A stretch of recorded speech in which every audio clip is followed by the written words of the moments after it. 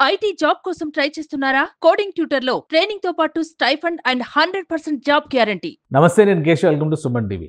ఆంధ్రప్రదేశ్లో వరదలు విరుచుకుపడినటువంటి సందర్భం, తుఫాను నేపథ్యంలో ప్రజల జీవితం కకావికలమైపోయినటువంటి పరిస్థితులు. వీటన్నిటిపైన ఏపీ డిప్యూటీ సీఎం స్పందించారు. ఒక భారీ విరాళాన్ని ప్రకటించారు. గతంలో ఎన్నడూ ఊహించని స్థాయిలో, ఒక రకంగా చెప్పాలంటే విరాళాల్లో బాహుబలిగా పవన్ కళ్యాణ్ కనిపిస్తున్నటువంటి పరిస్థితి ఇప్పుడు ఏర్పడుతుంది.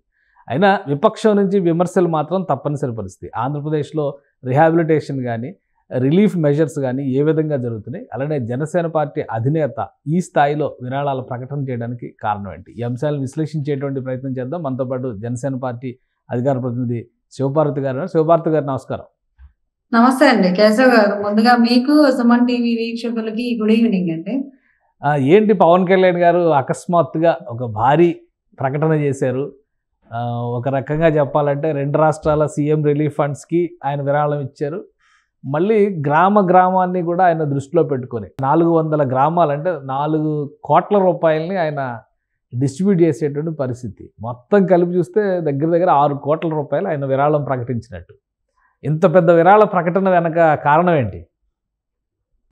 ప్రతిదీ క్షేత్రస్థాయిలో ఆయన చూస్తున్నారు కాబట్టి, పరిస్థితి తీవ్రత ఏ స్థాయిలో ఉందో తెలుసు కాబట్టి, ఆయన ప్రభుత్వానికి కొంతైనా చేదోడుగా, ప్రజలకి చేదోడుగా ఉండాలనేది ఇప్పుడు వాళ్ళ కొత్త కాదండి. 3,000 మంది రైతులు ఆత్మహత్య చేసుకుంటే ఆ రోజు ప్రభుత్వంలో ఉన్న ముఖ్యమంత్రి కానీ, ఎవరు అధికారులు కానీ, నాయకులు కానీ, అధికార పార్టీలో ఉన్నప్పుడు, అప్పుడు వైసీపీ గవర్నమెంట్ లో ఒక్క నాయకుడు కూడా స్పందించాల.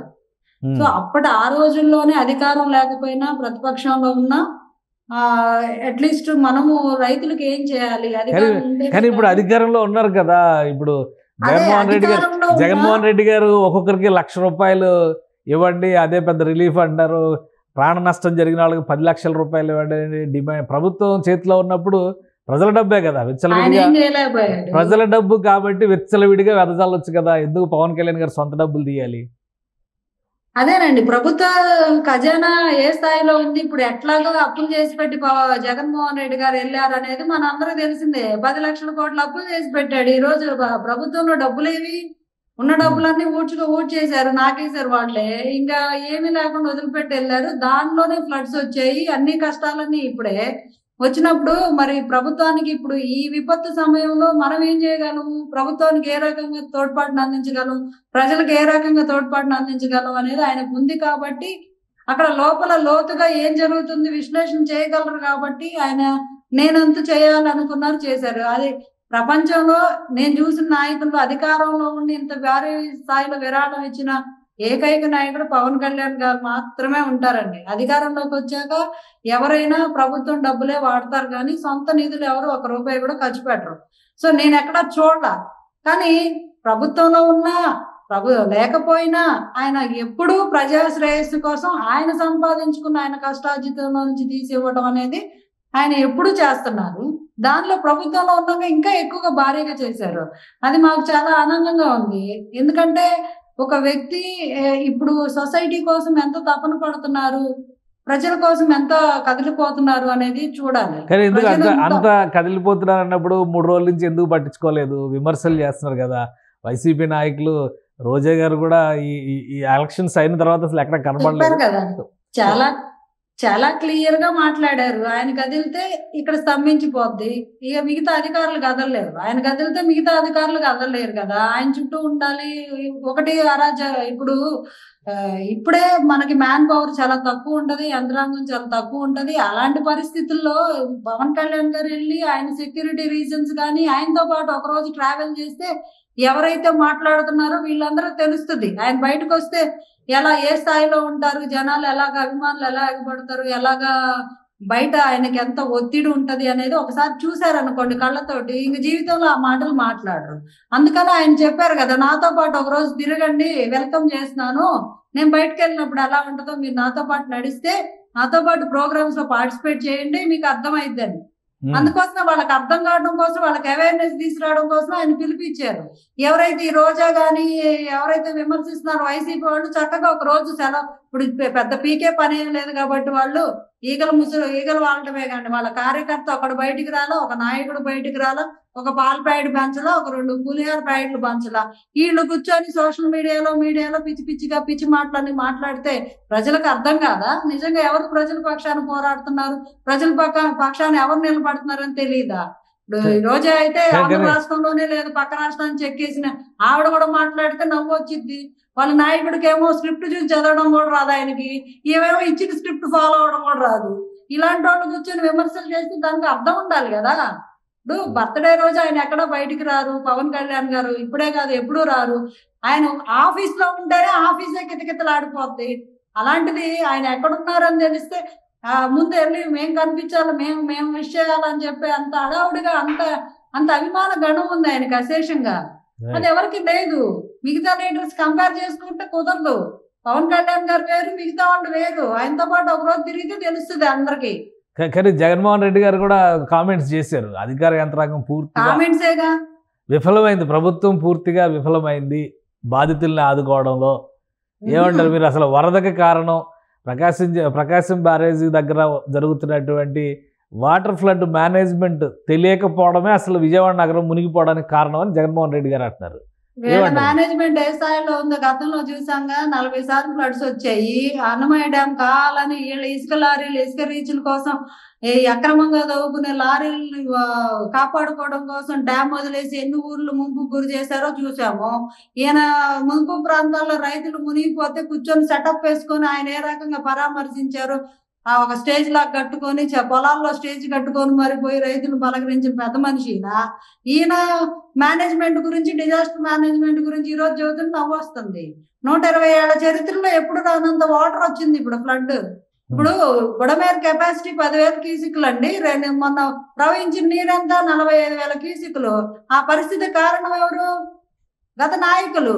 అయితే ఇప్పుడు కొల్లేరుకి కొల్లేరుకి డైవర్ట్ చేసే కాలువలన్నింటి పూడికలు తీయించకుండా ఉన్న వాటిని ఆక్రమించుకొని బుడమేరుని సగం మింగేసింది ఎవరు? వెల్లంపల్లి శ్రీనివాసు.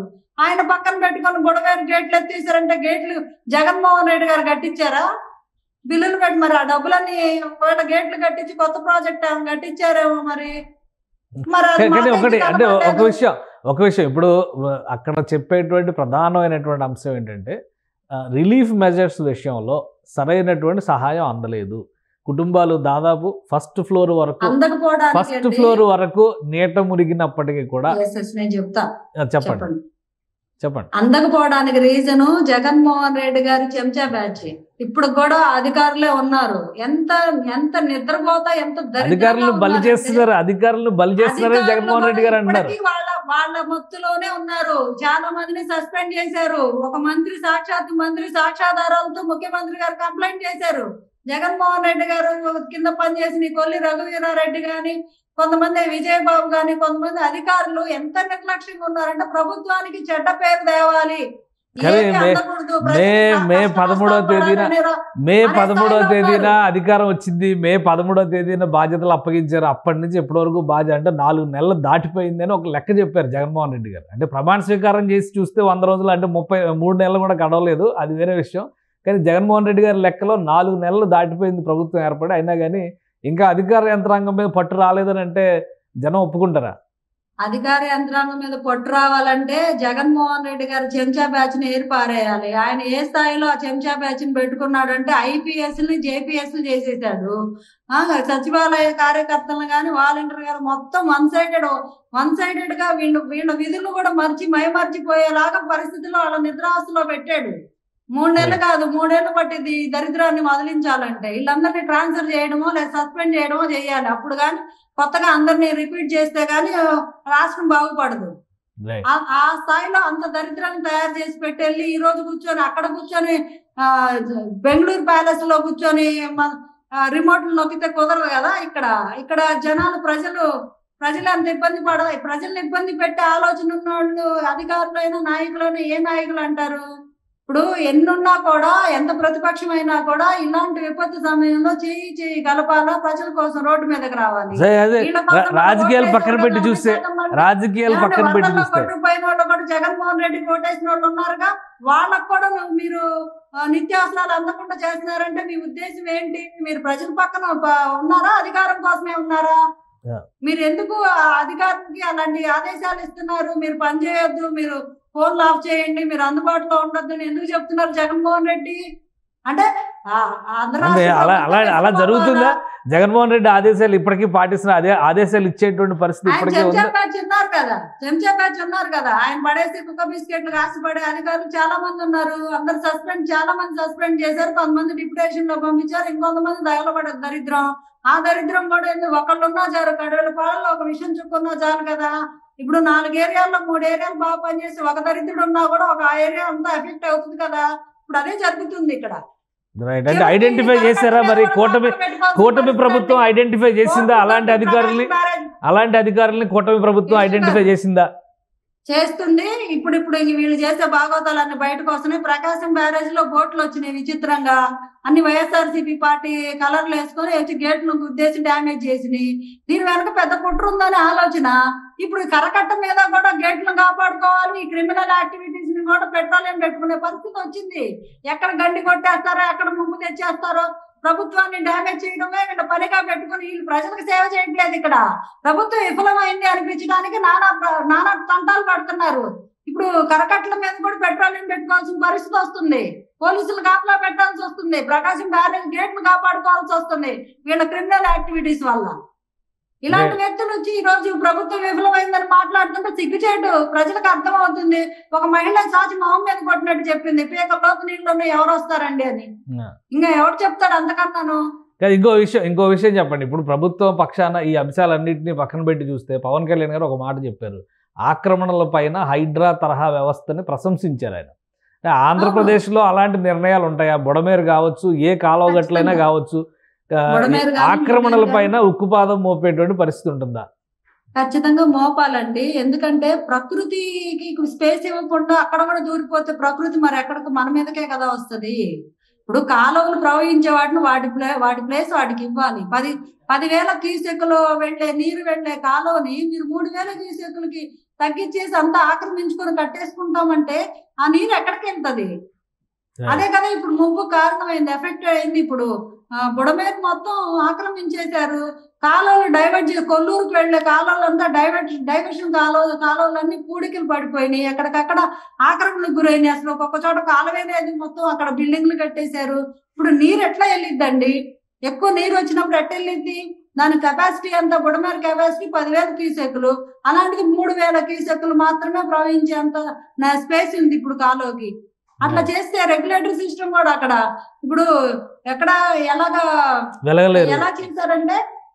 ఎలా చేశారంటే ఇప్పుడు వెల్లంపల్లి శ్రీనివాస్ గారు విజయవాడలో సగం ప్రాంతాన్ని ఆక్రమించేశాడు. ఎక్కడ పట్టినా భూదందాలు, ఎక్కడ అక్రమంగా ఇసుకతో వేయడం, కొండలను కొట్టేయడం, ఇలా చేస్తే మరి ప్రకృతి ఇది చేయదండి, కన్నెర చేయదా? సామాన్యులు బలైపోతున్నారు వీళ్ళు చేసిన పాపాలకి.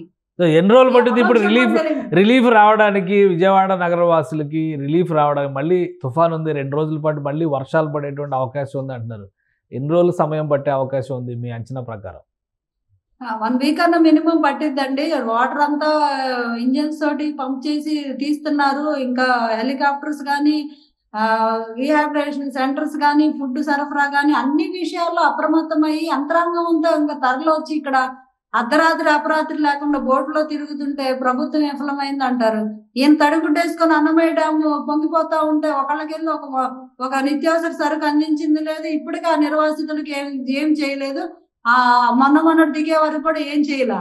ఇలాంటి వ్యక్తి వచ్చి ఈ రోజు ప్రభుత్వం గురించి మాట్లాడుతూ నవ్వు వస్తుంది. అసలు ఎలా చేయాలి, ఏం చేయాలో నీకు ఏమీ తెలీదు, తెలీదు, తూ తెలీదు, నువ్వు కూడా మాట్లాడితే నవ్వు వస్తుంది. ఇప్పుడు పేపర్ చూసే సరిగ్గా 10 నిమిషాలు నువ్వు పేపరే చదవలేదు నువ్వు వ్యక్తి. నువ్వు నీకు బుడమేరు గేట్లు ఉన్నాయంటావు, బుడమేరు గేట్లు ఎవడు పెట్టాడో కూడా అర్థం కాదు. ఇంకా నువ్వు మాట్లాడుతుంటే ఎంత హాస్యాస్పదం. పవన్ కళ్యాణ్ గారు 3 రోజుల తర్వాత బయటకు వచ్చారు కాబట్టి రిలీఫ్ మెజర్స్ అయిన తర్వాత ఆయన ఆ ప్రాంతాలు పర్యటిస్తారు. 3 రోజుల తర్వాత ఏంటండి, 1st తారీఖు కూడా ఆయన రిలీజ్ చేశారు, ఒక 2వ తారీఖు మాత్రమే. అదే ఎందుకు ఎవరికి చెప్పలేదు అసలు ఆయన ఎక్కడ ఉన్నారు చర్చ. అంటే ఇప్పుడు పార్టీ ఆఫీస్ లో, ఇప్పుడు క్యాంప్ ఆఫీస్ కూడా పార్టీ ఆఫీస్ లోనే సెక్యూరిటీ కారణాల రీత్యా మంగళగిరి పార్టీ ఆఫీస్ లోనే క్యాంప్ ఆఫీస్ పెట్టారు. అక్కడే రివ్యూస్ జరుగుతాయి. ఎప్పుడు ప్రెస్ అనేది అనౌన్స్ చేయరు, కొన్ని ఇంపార్టెంట్ విషయాలు అనౌన్స్ చేయరు. ఆయన చేయనంత మాత్రాన ఆయన విధుల్లో లేరు అనుకోకూడదు కదా. రైట్.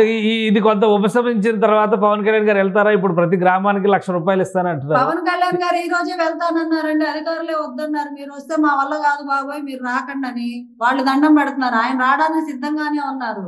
అధికారులే రావద్దని లిటరల్ గా ప్రాధేయపడుతున్నారు ఆయన. రైట్. అంటే ఏం చేయమంటారు? ఇప్పుడు మరి గ్రామానికి ఆయన సాయం అందిస్తారు అన్నారు. అది ఏ రూపంలో వెళ్తుంది? నేరుగా అకౌంట్ లోకే వెళ్తారా? క్లారిటీ ఏమన్నా ఉందా దాని మీద? అధికారులు దాని గురించి చర్చలు జరుపుతున్నారండి. ఎట్లా వేస్తే బాగుంటది, డైరెక్ట్ గా వీళ్ళే ఇన్వాల్వ్ అవడమా, సర్పంచులకు వేయడమా, లేకపోతే పంచాయతీరాజ్ వ్యవస్థలో ఉన్న సెక్రటేరియట్ లో ఉన్న కార్యదర్శులకు వేయటమా, వాళ్ళు వెళ్ళి డైరెక్ట్ గా చూడటమా, లేకపోతే ఐపీఎస్ ఆఫీసర్ కానీ ఐఏఎస్ ఆఫీసర్స్ ఆధ్వర్యంలో చేయించటమా, ఇవన్నీ ఉంటాయండి. తక్షణమే జరిగిద్ది. ఇది లేట్ పెట్టే ప్రాసెస్ కాదు. ఇప్పుడు కూడా 300 మంది బృందాలని టీమ్స్ ని సెంట్రల్ గవర్నమెంట్ నుంచి మనం తీసుకున్నాము, వాళ్ళ సహాయం తీసుకున్నాము. ఇంకా రెండు రోజులు మళ్ళీ అల్పపీడనం ఏర్పడింది, వాయుగుండంగా మారింది, వర్షం ఎఫెక్ట్ ఉంది ఒక 2 రోజులు అని వార్నింగ్స్ వస్తున్నాయి. మరి దానికి ప్రిపేర్ అయి ఉందా అక్కడ? దానికి తగినట్టు ఏర్పాట్లు కూడా జరుగుతున్నాయండి. ఎక్కడ ఎఫెక్ట్ అవుతుంది, ఎట్లా ఏంటి అని వాతావరణ శాఖ సహాయంతో వీళ్ళు ఎఫెక్ట్ అవుతుంది అన్న వాటిని ముందుగానే వాళ్ళ రీహాబిలిటేషన్ సెంటర్స్ కి తరలించడము, ఆహారము, ఇవన్నీ ఏర్పాట్లు ఇవన్నీ జరుగుతున్నాయి. పెద్ద ఎత్తున ఇప్పటి వరకు జరిగిన దాని నీరు నిల్వను మాత్రం తీయడానికి బోట్స్ కానీ మోటార్స్ కానీ ఇవన్నీ కావాల్సిన ఎక్విప్మెంట్ అంతా కేంద్ర సహాయం కోరారు. కొంతమంది సిఆర్ఎఫ్ బలగాలు కూడా తీసుకున్నారు, హెలికాప్టర్స్ కానీ టీమ్స్ ని కూడా. ప్రతి ఎఫెక్ట్ అయిన పంచాయతీలు 400 పంచాయతీలు ఉన్నాయి. ఆ గ్రామ పంచాయతీలకి 400 పంచాయతీలు ఒక్కొక్క బృందాన్ని, ఒక్కొక్క టీం ని, దానిలో పారిశుద్ధ కార్మికులు ఉంటారు, ప్లంబర్స్, డాక్టర్స్, అన్ని రకాలుగా టీం ఆ ఊరు మొత్తాన్ని వాళ్ళు కొంచెం సహాయం చేసే విధంగా అలాంటి టీమ్స్ ని పంపిస్తున్నారండి. మొత్తం 300 టీమ్స్ రెడీ చేశారు. దానికి కావాల్సిన ఏర్పాట్లన్నీ పవన్ కళ్యాణ్ గారు చాలా క్షుణ్ణంగా చూస్తున్నారు. రైట్. థ్యాంక్ యూ శివభారతి గారు, మీ అభిప్రాయాన్ని తెలియజేసినందుకు. ఇది ఆంధ్రప్రదేశ్లో రిలీఫ్ మెజర్స్ చాలా వేగంగా సాగుతున్నాయని చెప్తున్నారు. మరోవైపు నుంచి పవన్ కళ్యాణ్ గారు గ్రామాల వారీగా పంచాయతీలు ఎక్కడైతే దెబ్బతిన్నాయో వాటన్నిటిని ఆదుకునేందుకే ఈ భారీ విరాళాల ప్రకటన చేశారు. అతి త్వరలో దీనికి సంబంధించినటువంటి నిధుల బదలాయింపు జరుగుతుంది. అలానే విపక్షాలు రాజకీయాలు మాని సేవా కార్యక్రమాల్లో పాల్గొంటే వాళ్ళకి ఉపయోగం జరుగుతుంది. లేదంటే ఈ విమర్శలతోనే రాజకీయ జడివాన ముందుకు సాగుతుంది తప్పితే ప్రజలకు ఎలాంటి ప్రయోజనం ఉండదంటున్నారు. మరోవైపు హైడ్రా తరహాలో ఒక పక్క వ్యవస్థని తీసుకురావడం ద్వారా ఆక్రమణలపైన అతి త్వరలో ఏపీ ప్రభుత్వం కూడా ఉక్కుపాదం మోపడానికి అవకాశాలు పుష్కలంగా కనిపిస్తున్నాయి. ఇది special discussion. Keep watching. Suman టీవీలో మీ పర్సనల్ అండ్ బిజినెస్ ప్రమోషన్స్ కోసం కింది నెంబర్కి కాంటాక్ట్ చేయండి.